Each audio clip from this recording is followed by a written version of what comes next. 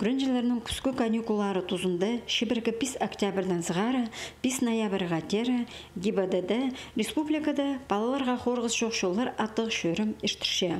Аның өн бөгіні бұ тұста олғанар шолды сайыға кірбізін.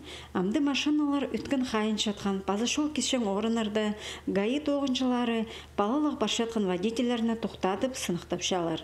Шол кешеткен кізлеріне ол санды олғанарны хаттық қайығды тұтшалар. Анаңар бұ тұста руль кесіне одырған водителер олымны сезіктік болырға керектір.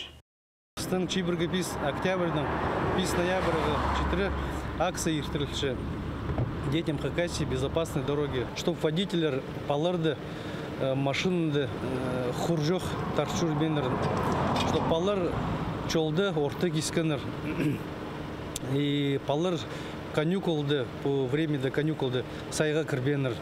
Вот ол направлено в основном по немеге. Хакасияда путынақ күнерінділі шолды екі олған сайлан барған.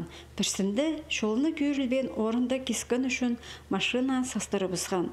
Екін жүзінде қарыз құтысты шарып шатқан танық жоқ шолды баршатқанды сайға кірген. Ағбан ғорыды дөк үрнемізді кізлерге шолларды қорғыз жоқ оңдайлар аттық шонға тузылық проект қостыра жазық кізінің қайралынжан падушкызы шоғыл аттық шөрім ешткен. Анда араласқанар Хакасиядағы политехнический колледждің студенттері. Олар водителерге жазық кізе шолды машиналы қорғыз ағыл жатқанын шетішперерге күстінгенер. Анды Хакасияда шол кешеткен кізлер ұда сайлын башатқанынан балғалыстық.